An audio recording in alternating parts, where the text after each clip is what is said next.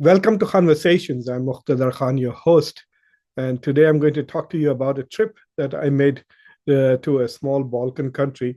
This is my first visit to the Balkans. I've never been in that part of Europe or the world, and so I went to North Macedonia, Skopje, is the capital city. I was there for 3.5 days, and it was a wonderful trip. I really enjoyed it. I had very extensive engagements with government, former government, students, university professors, civil society institutions in 3.5 days, and it was very productive. I learned a lot of things, and I hope I was able to share a lot of my thoughts, views, and insights with North Macedonians. There has been some controversy about North Macedonian name, for example, and I'm more sympathetic to those who feel that countries like Greece and Bulgaria are bullying this tiny Balkan country and forcing it to change its name.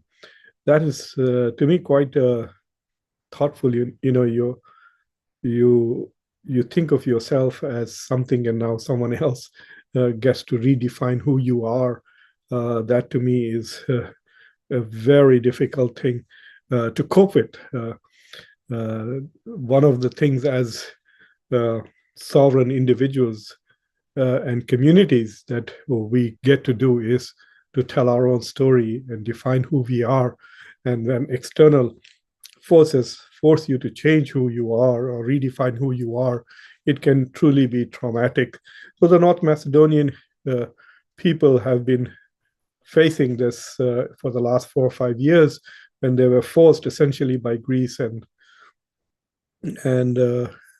now even by Bulgaria for them to redefine their name from Macedonia to North Macedonia, because and also to change some of their cultural icons and so on and so forth. But that's not what this conversation is about. This is about my trip to that country and what I shared. So it's more like a diary of North Macedonia.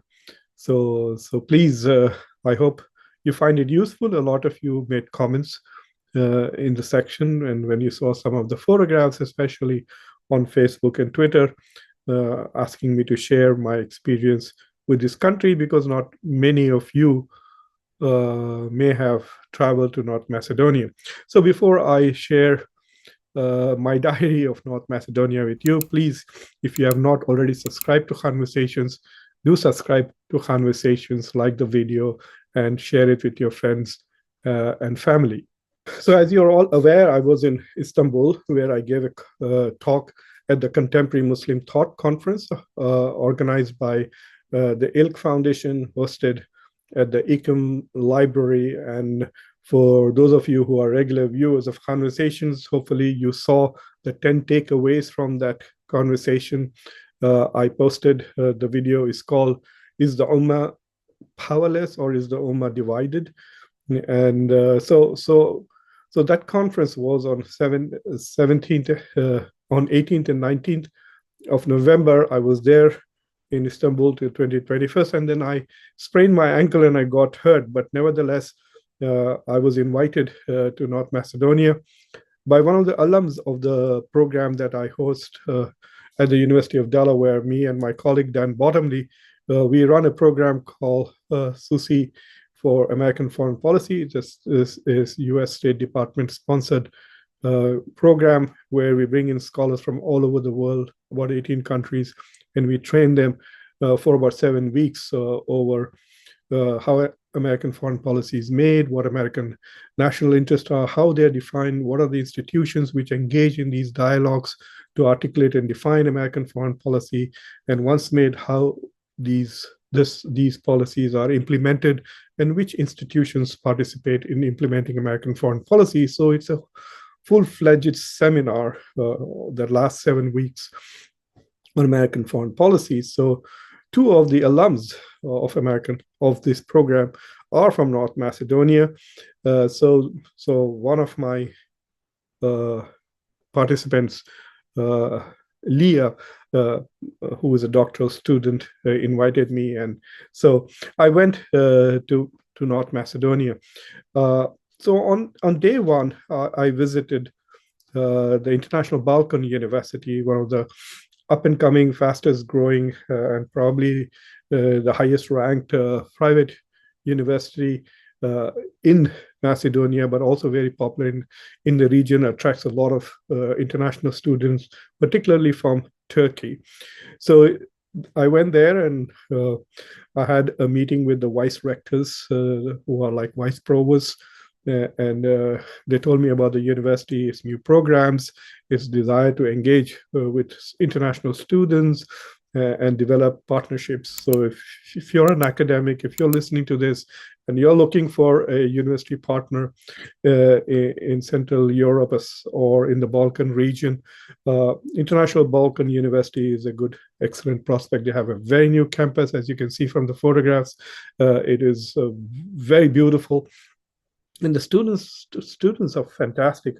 I must say that their biggest asset is their students, then their faculty, then their buildings. And I engaged extensively with the faculty as well as the students. So after meeting with the rectors, vice rectors, I had a 2.5-hour session with the faculty and of law and political science. It was amazing. They had such fantastic questions on American foreign policy, on geopolitics. And so we had a good time. So I really enjoyed engaging with the faculty at IBU. And then in the evening, on day one of my trip there, I had the opportunity where another SUSI alum, Katerina, organized a lecture of mine to the Rotary Club of Skopje in North Macedonia.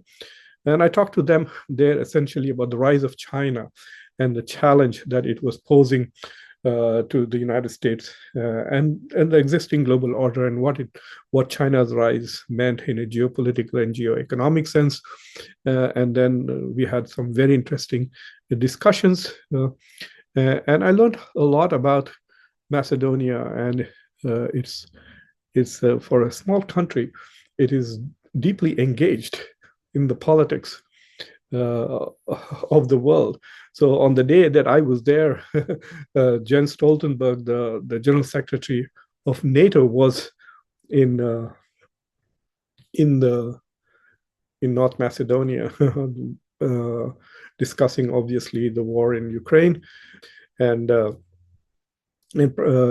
now Secretary of State Antony Blinken is traveling to Skopje. So there's a lot of international traffic.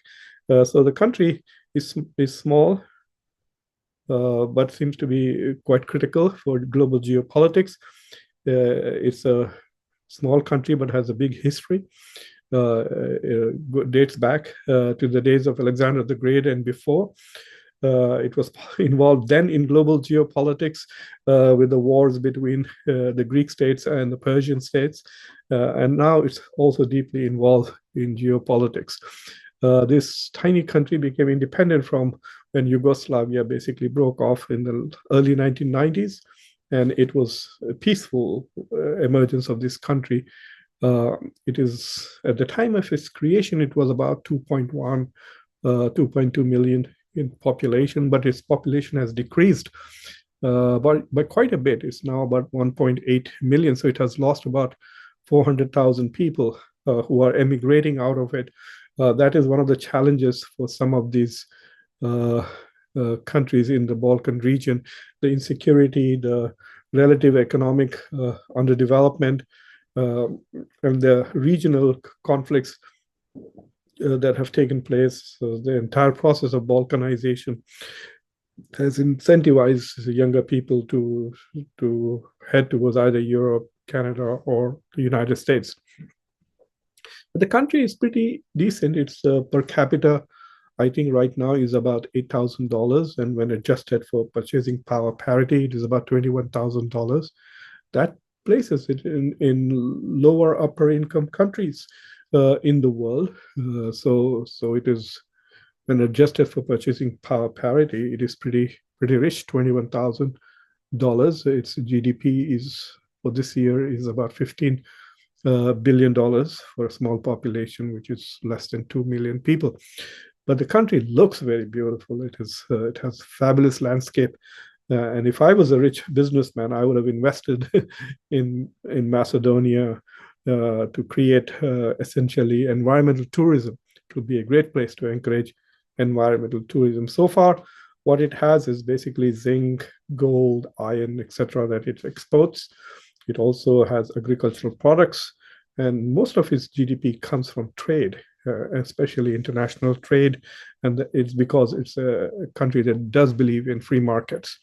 So it's a fascinating country with a very interesting demographic population. A majority of the people are ethnic Macedonians who speak the Macedonian language, but it has a huge minority of roughly 25 to 26% of Albanians who speak Albanian, and there are also Bosniaks and Turks.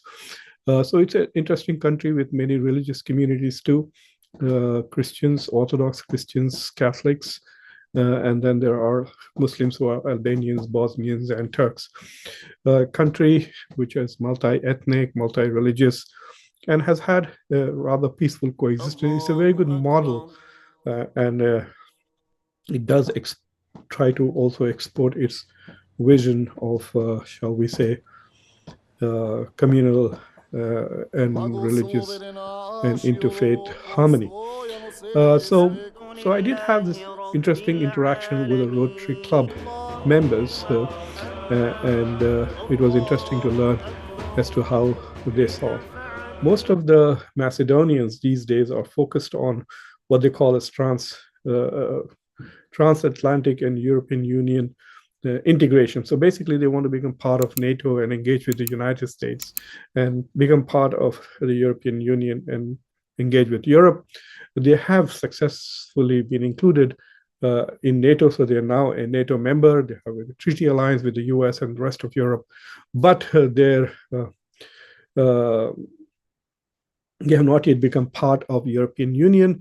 And so there's this constant politics, a feeling that they have been betrayed by Europe, a feeling that even the United States, after it got North Macedonia into NATO, is not shown much interest in pushing its membership in European Union. In fact, a lot of people did sound as if that they had changed the name of their country in the hope that they would be included in the European Union, and now several years have passed and they're still not part of European Union. And I have a feeling that this waiting is also impacting their ability to focus on their own strengths and grow and become a richer and more prosperous country. Waiting to become part of European Union in the hope that once you become part of European Union, they will automatically become a more prosperous country. So I think, given my limited knowledge of North Macedonia, I would advise the North Macedonians to not wait for membership of European Union, learn from the experience of Turkey.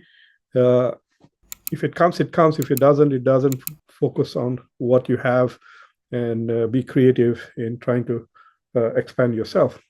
The day two was, to me, the best day in North Macedonia because I got to give a public lecture on US hegemony and world order at the university. It was a day on which they were having midterms. The students were taking 4 midterms on the same day. But in spite of that, the room was packed. Everybody showed up. Lots and lots of students, faculty showed up. There were also the Secretary General, the vice rectors of the university.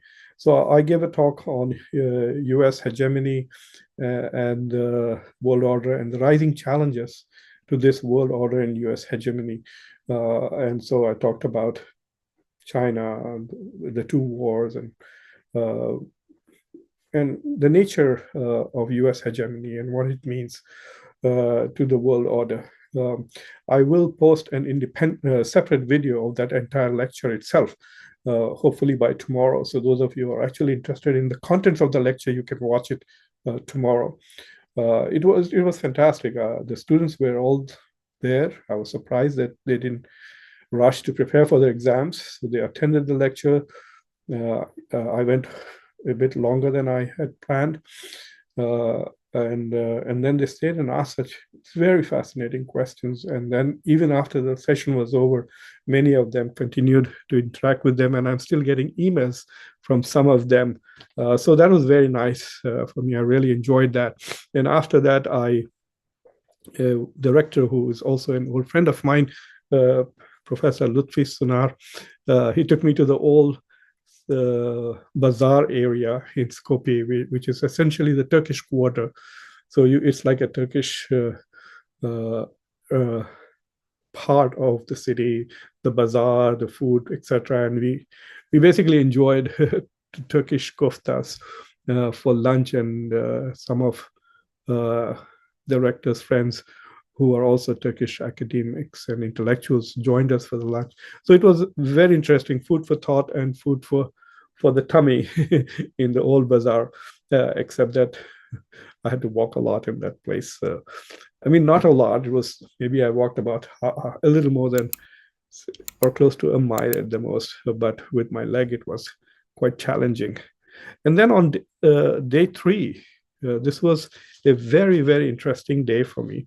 The day started with me going to the central part of Skopje and visiting the spot where Mother Teresa was born. Mother Teresa was a Catholic nun who was born in North Macedonia, and she traveled all the way to India and served and worked in India, fought poverty, etc., for decades. She's a Nobel laureate, I think. She's a Nobel laureate, I don't remember which year. And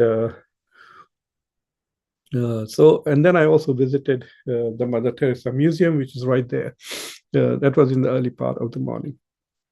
After visiting the Mother Teresa Memorial, the museum, and having some wonderful engagement with my friends there from the SUSI program, I got a chance to visit the White House of North Macedonia, the Villa Vodna, where I met with officials in the current administration who deal with geopolitics, national security, foreign policy, etc., and had very engaging conversations about the two wars, about US foreign policy, the politics in the Balkans. There are some people who fear that there might be another war with Serbia becoming very aggressive in Kosovo as well as Bosnia. But we'll see what happens. So it was an interesting conversation there at Villa Vodna. It's actually quite beautiful with lots of wonderful trees, etc. Quite unlike the White House in Washington, D.C. After that, I got to meet the former president, Georgy Ivanov, and it was it was a long meeting. It was very interesting. He is the only president to have served 2 terms. So that was, to me, quite interesting to learn from President Ivanov's experience with this whole name change phenomenon. He obviously is completely opposed to the idea. And he was quite happy when I referred to North Macedonia as Macedonia. But I've learned a lot about his engagement, his attempt to create schools for young leaders, which is a global program bringing young people from all over the world to teach them leadership. He's also participating in programs called the Alliance of Civilizations. So he's heavily politically active. But I learned a lot about the Balkan politics, I mean, the history of the Balkans. One of the interesting things that I found about North Macedonia is that a lot of political science professors are in government. So with President Ivanov, I also talked a little bit about interfaith relations and was quite impressed with his knowledge of the millet system of the Ottoman Empire, his history of the Ottoman era, because North Macedonia was part of the Ottoman Empire for 400 years.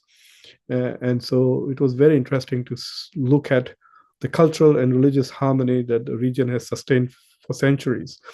And after meeting with him, I actually then had a meeting with Nicola Dimitriev, who was the foreign minister of North Macedonia. He's an interesting person, quite intellectual, and both these gentlemen I met are quite charismatic. The former president as well as the former foreign minister of Macedonia. And he said something to me which is very interesting. That is the former foreign minister, Nikola Dimitriev, that he's addicted to doing good.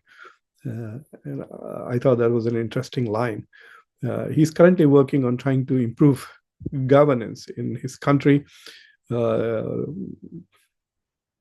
People tell me that the 2 or 3 challenges that their country faces is, one, that it hasn't yet become part of the European Union. Number 2, there is corruption, significant amount of corruption in the country. And 3, that they have emigration where a lot of people are leaving the country.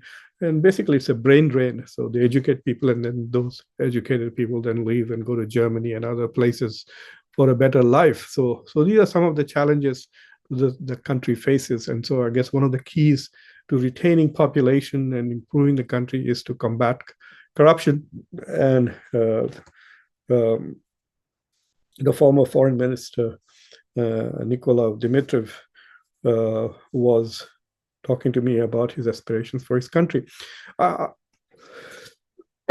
grateful for these important people that they took out time from their schedules to meet with me. Unfortunately, some of them I could not take photographs, so that's all right. But I learned a lot from this trip about this small country with big history. And it was very, very interesting for me. Obviously, the Balkans are an important part of the world. They're important for European and global security. They are also on the edge of 2 civilizations, the Western and the Islamic civilization. So it's a very critical region, all of the Balkans. It's not yet as stable as one would like it to be, but it is also rapidly developing, transforming, changing. And so it remains an interesting region. And if I continue to travel there, because if I go to Macedonia next time, I will go for a longer period and tour the entire region, go at least to Kosovo, Bosnia, Albania, maybe Serbia, Croatia, Slovenia. So Slovenia is a bit, perhaps not in the same group, but so this is something to look forward to. Maybe I will do a conversation from each of those countries. And I was very busy. The program was very intensely packed, so I could not actually do any session from Kosovo, even though I did one from from Turkey. And I did several last month when I was in Italy. I was able to do 2 or 3 sessions from Italy, but I couldn't do any from Macedonia. So to do another conversations, perhaps from Skopje, I will go back, inshallah. So I hope you found this short discussion interesting. I hope it generated some curiosity for you. For those who are watching from India, at least for the sake of the enormous and incredible service that Mother Teresa did for Indians in India for decades, you should take some interest in North Macedonia. If possible, if you're in the area, do travel there. It's a very beautiful place to see. The International Balkan University is very good. If you're looking to become an international student, do apply there. It is pretty good. It's good for architecture. It's good for international law, and you can also study social sciences and natural sciences there. They also have a nursing school and dental school, which are also pretty good, apparently.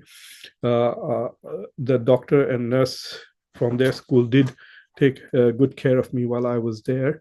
I'm extremely grateful to them for that. And one bit of information, I think that for those who are interested in migrating from the global south, can look for, if you have talent and if you have technical education, scientific education, IT education, you can also look to North Macedonia, because I think they will be looking for international workers soon to increase, I guess, the workforce that will help them become more developed. So thanks for watching Khanversations. I'm your host, Muqtedar Khan. If you have not yet subscribed to Khanversations, please do so. Like the video, press the bell icon so you hear updates or you get to know about my newest posts. And thank you for watching. And for all of you who wished me luck and good wishes, send your good wishes for my injury to improve. I'll keep you posted about it. Thank you very much for that. And until next time, take care.